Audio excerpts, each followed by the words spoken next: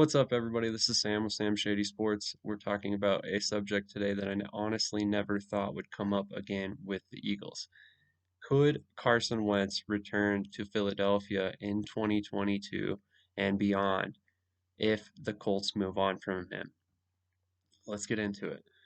This is a subject that came up recently due to several analysts speculating where Wentz could land for the 2022 season if the Colts decide to release or trade him, um, albeit the Eagles are definitely not a candidate to trade for Wentz. I could see how you could make the connection being if he were released. It would make more sense. Although I don't think that either way makes much sense for the Eagles to bring Wentz back, but I'll get into that here shortly. On the surface, if you look at Wentz statistics, he really didn't play that terribly for the Colts statistically. But that really doesn't tell the whole story. He attempted 516 passes, collected 3,563 yards, 27 touchdowns, and 7 interceptions. This was good for 10th in total touchdowns. He tied for fourth least interceptions and was 18th in yardage. Not stellar statistics, but definitely not as bad as his 2020 season ended. He wasn't taking sacks nearly as often, and he was able to cut down on interceptions and increase his touchdown count, uh, both of which were terrible in 2020. He ended the season with a 70.9 PFF grade overall offensively. This was actually helped by his grade as a runner, which came up to a 73.6. He graded as just 67.9 as a passer, which begins to tell a little bit more of the story. He completed over 60% of his passes in 10 games last season, but had another 7 in which he did not, which again starts to tell you the story behind what may have actually led to the Colts wanting to move on from him. 5 of those 7 games that fell under 60% actually didn't even eclipse a 55% completion rate.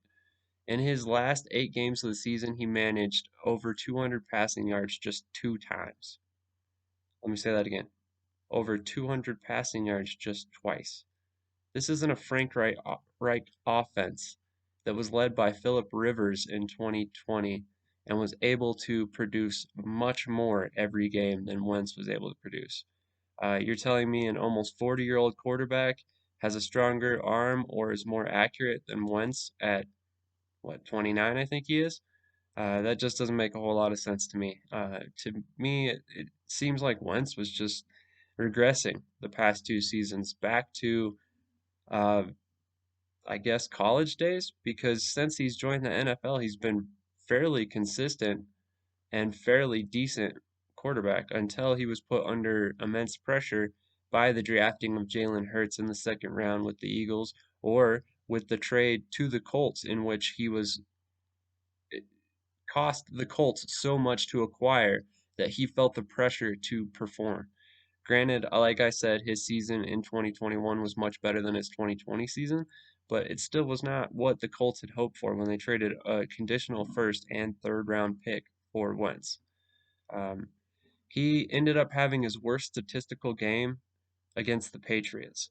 He compiled just a 41.7 completion percent and threw 1 touchdown and 1 interception, but managed just 57 yards passing. 3 weeks later, he would lead a loss to the Jaguars, which led them to miss the playoffs in 2021. If you ask anybody else outside of Jacksonville, this is the game that drove the nail in the coffin for Carson Wentz in Indianapolis. It just simply was time for them to move on after they watched him lose to a team that is now garnering the top overall draft pick because of how few wins they actually got in 2021 behind the strength of a rookie quarterback and a head coach that was fired after week 13. Um, this was the only game that Darrell Bevell won as a head coach or interim head coach for Jacksonville, which should tell you everything you need to know about how poorly Wentz played and about how poorly the team performed behind the leadership of Wentz. which is arguably his worst trait at this point in his career. Wentz has spent the past 2 seasons basically demonstrating his worst traits. He's lost his teammates' respect, they've quit on him at times, and it's shown with the performance on the field several times. He has not carried himself with the mentality of a franchise quarterback and has not rose to the challenge that has been placed before him in previous stops. This is exactly why guys like Brett Favre, John Elway, Dan Marino, Tom Brady, and Peyton Manning succeeded wherever they went in the NFL because they knew that no matter who you put next to him, they were going to beat him in that competition. And no matter who was across from them, defensively or opposing quarterback wise, they had full confidence in their ability to beat that other player across for them. They didn't care who it was. They didn't care what his resume stated he was, even if it was potentially a much better player than you. They just kept fighting, they kept pushing until they won the game or till the whistle blew at the end of the game. Um, they all had that drive within them to push themselves to greatness past all obstacles. Meanwhile, Wentz does not have that trait, and he's fallen flat several times when faced with adversity. There was a reason why the Eagles had to ship Nick Foles out of town and let him sign with, ironically, the Jaguars um, following his Super Bowl run and later playoff performance in 2018 as well. There was a reason why in 2019 they went out and got Josh McCown and not a more veteran or a more serviceable veteran backup. They were going out to get somebody who was more of a coach than a backup quarterback. It just turned out that McCown was halfway decent in our offense and ended up needing to be called on in the playoffs after a concussion to Wentz. But that is again one of the situations that demonstrates the leadership qualities that Wentz lacks. Wentz suffered a concussion in that playoff game and failed to return. Now, I'm not saying that it was not because of the doctors telling him not to return. However, Josh McCown suffered a muscle detaching from his bone and continued to finish the game because that's what a leader does as a quarterback in the NFL. It doesn't matter what kind of pain you're feeling. You shake it off and you get back in the game because that's how you're geared to play in the NFL level. Wentz simply does not have that drive and that push to get past that point. That's why, once again, he's finding himself being jettisoned by another team that took a chance on him as a franchise quarterback at the NFL level. I honestly do not see a clear-cut path for Wentz to be a starter in the 2022 season if Indianapolis lets him go. There are a few teams that could potentially bring him in as depth piece or as a competitor for their starter, such as the Giants or perhaps the Houston Texans. But once again, there's no clear-cut team that will give him a starting position if he leaves Indianapolis. You could point to Pittsburgh, you could point to a couple other slots that may make sense, but even there, he's going to have some competition and potentially even competition with a first round draft pick. Um, it remains to be seen what these teams do, but ultimately, I think Indianapolis is going to find that there is no trade to be had for Wentz at this point. Other teams have seen what he is the past 2 seasons and realized that they do not want to take the chance to give up the draft pick compensation and still have to pay the contract that he is commanding at this point, which is north of $25 million a year. For that kind of pay, you're looking for an elite level passer or at least at a very minimum, a top 12 passer in the NFL. But when you look at his statistics, they're remarkably comparable to none other than Jalen Hurts. In fact, so much so that really Wentz barely edges him out in several categories. When you look at Wentz's completion percentage, it was 62.4. Hurts was 61.3. Wentz attempted 516 passes. Hurts attempted 432. Wentz had 3,563 yards. Hurts had 3,144 yards. Wentz had 27 touchdowns. Hurts had 16. Wentz had 7 interceptions. Hurts had 9. Wentz only rushed for 215 yards and 1 touchdown. That's where Hurts comes and adds all those statistics he was lacking in the passing department. When he had 784 rushing yards and 10 touchdowns, he was also only sacked 26 times and fumbled just 3 times, while Wentz was sacked 32 times and fumbled 4 times. So when you break it all down, Hurts actually accounted for nearly 4,000 all-purpose yards, whereas Wentz was around 3,800. And he accounted for 28 touchdowns to Hurts's 26 touchdowns. But at the same time, Hurts is in just his second season and his first as a full-time starter. Wentz is in what, year 6? Year 5? As a starter. He's been a starter since the moment he stepped on an NFL football field, and he has remained the starter since then. So how can you compare statistics from a first-time starter to a sixth-year quarterback and expect there to be that minimal of a difference, especially if it means that you're going to be trading for that man and then paying him $25 million a year potentially to be a backup? Like, if you're looking at this situation and thinking that there's any logic for the Philadelphia Eagles to go and reacquire Carson Wentz at this point with his performance the past 2 seasons via trade, I'm sorry, but you are Looney Tunes. You have completely lost your mind. There is no way the Eagles are giving up any sort of compensation in return to acquire Wentz. And I don't even think they acquire him if he hits the free agent market. Why would they? The only way we're going to be in the quarterback market at all, barring an unforeseen change in the near future or a surprise pick by Howie Roseman, I honestly think that we're rolling into the 22 season with Jalen Hurts and Gardner Minshew. Unless, of course, a team blows us away with a trade offer for Gardner Minshew, in which case we are not going to go out and get Carson Wentz. We're going to go seek out a veteran backup, probably a guy like Chad Henne or maybe a Mitch Trubisky if he doesn't find a better chance to start somewhere else. Someone like that can come in and start a couple games because Hurts, with his play style, is inevitably going to miss a couple games a season. But with that being said, Hurts is also a dynamic enough playmaker to absorb those couple games he's going to miss and pay a little bit extra to have a backup quarterback because he's not going to command the $20 million a year that Wentz is commanding right now. If you go out and you spend 5 to 7 to $10 million on a backup for a single season, that's a lot more forgivable than $20 million for a backup. Um, Wentz is just too far gone for Philadelphia of all teams in my mind. He already blew it here once before. If you bring him back, how is the fan base going to react to that?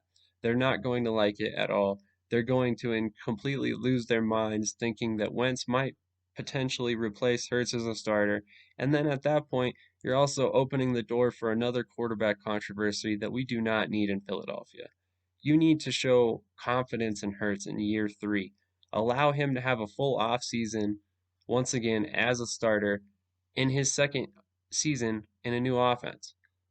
This is only, again, his second offseason in Nick Sirianni's offense. He didn't get to go through this offense in year 1. He switched offenses headed into year 2. He's, essentially progressing from what was basically his rookie year, and we need to treat him as such. For the fact that he produced like he did and led this team to the playoff run in his first year as a starter, he deserves at very least another year of undisturbed starting. He needs to be allowed to start and not receive pressure from an outside source like a veteran backup that we really don't need. Go ahead and roll into the season with Gardner Minshew and Jalen Hurts both on rookie contracts. And then you've got one up on the rest of the NFL when you're heading into the draft with 3 first-round picks and 2 quarterbacks that are commanding, what, 5% of your salary, maybe? No other team can say that. Most other teams have at minimum one veteran quarterback taking up a large chunk of their salary, if not two, and they're carrying a veteran backup that's taking up $5 to $7 million, like I mentioned before. The Eagles don't. They have a remarkably low cap number at the quarterback position, and that allows them to invest the money elsewhere. They need to look at that as an asset and ride Jalen Hurts on this rookie deal for as long as they can to continue to build a team around him. If he can't get it done in the next 2 seasons before his rookie deal is up, sure, by all means, go take a swing at a veteran quarterback. Go bring in somebody like uh, Russell Wilson if he's still available or somebody like that.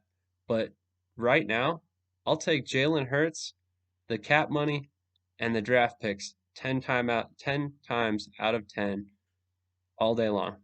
He is the exact type of franchise quarterback you want for a team. He has the mentality where he wants to improve, he wants to learn, he wants to continue to get better and become the quarterback that he knows he can be at the NFL level. He's the guy that wants to take coaching. He's not the type of guy like Carson Wentz who is going to refuse coaching or completely lose his mind if he doesn't have the right style of coaching. Jalen Hurts has been a backup at the college level. He's lost a quarterback battle at the college level to Tua Tagovailoa, and then he was able to be drafted in the NFL, get a chance to start, and now here he is as the incumbent starter in year 3. Do you think he's going to take that for granted? Absolutely not. He got a taste of humility back in college. At this point, he's going to do everything he can to keep his chance rolling in Philadelphia and make it work, especially after a first year where he led a playoff run. His confidence is probably at an all-time high after this year, in which case I want to see him behind center once again. What can he do with a full off season or a full 2 off seasons in this offense? What can he do with closer work with Shane Steichen, or more time with Devontae Smith to develop chemistry and Jalen Rager and Quez Watkins? What is he going to do with hopefully a veteran target at wide receiver that can go up and get the ball in the red zone? So he's not force feeding Dallas Goedert or Miles Sanders or Jordan Howard on the goal line or running it in himself, which is where he got most of those 10 touchdowns. Um, I think we need to surround him with playmakers and give him the chance to lead this team to what I believe could be a Super Bowl season if we make the correct moves and bring in the correct players with the right mentalities. I'm not going out there looking for players that necessarily want to break the bank. Although one of my players on my wish list is Allen Robinson, who I believe would put us over the edge to be a Super Bowl team, depending on the rest of the moves we make to fill out the roster. Um, However, with that being said, with only $24 million of cap space to spend, you have to make smart moves. And if you're spending $14 million on Allen Robinson, you're cutting corners somewhere else, whether it be in the secondary at safety or on the defensive line at rotational pass rusher. Um, with that being said, I'd rather cut the corners at those two positions and give Hurts a playmaker like Robinson, who has proven himself time and again to give Hurts almost a security blanket that isn't named Dallas Goedert, like I mentioned before.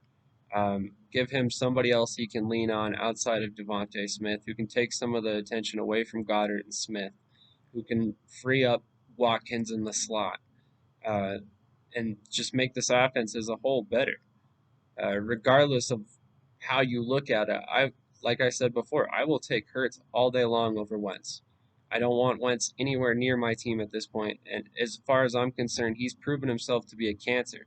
You don't get a head coach fired 2 years removed, or I guess 3 seasons removed, from a Super Bowl run for no reason. And quite honestly, I think it had more to do with Carson Wentz and his regression than it did anything else. Wentz was not taking coaching, and that cost Peterson his job, regardless of how you look at it. At the end of the day, we ended up with neither Wentz nor Peterson here. and we ended up better because of it. Why would we bring back Wentz? That makes no sense. We're inviting more drama into an organization that was able to rid themselves of all drama we had last offseason. That's all I've got for you guys today. I would love to hear your opinion on the matter. Please tell me you don't think Carson Wentz is coming back to Philadelphia, because I don't think I could handle that as a fan. I might just completely jump ship and join the Kansas City Chiefs boat, um, and follow my boy Andy Reid. But at the end of the day, I think we roll with Hurts. I don't think Roseman's going at this draft to pick up a quarterback, whether it be a veteran or a rookie. I think he's looking at this draft as an opportunity to build a Super Bowl roster, which he has every ability to do so. I, for one, am one of the few that believes in Roseman's ability to select players. I believe that part of our issue is coaching, and for once, I have faith in the coaching staff to develop the players that he brings in. As long as we're not drafting wide receiver once again, a position that I don't think I'm 100% sold on Aaron Moorhead's ability to develop these receivers. Maybe he proves me wrong in the 22 season. It remains to be seen, but ultimately, I will continue supporting my team regardless of what happens. Uh, if you like this video, drop a like, comment again your feelings on if Wentz were to return to Philadelphia, and do me a favor and subscribe and stay tuned for future NFL content, USFL content, as well as CFL content. You can check out my articles on the Gate City Sports Media webpage, as well as CFLNewsHub.com, where I cover Montreal and Ottawa. Also, I have partnered up with Seat Geek, where you can get a $20 discount on any purchase by using my code SamShady at checkout. I appreciate any and all support you can give me by helping out my sponsors such as SeatGeek, eBay Motors, and Amazon Music.com, which you can find in the description below. Once again, have a great day, and thank you for checking out my YouTube channel. I hope you stick around and see some more of the content that is coming down the road.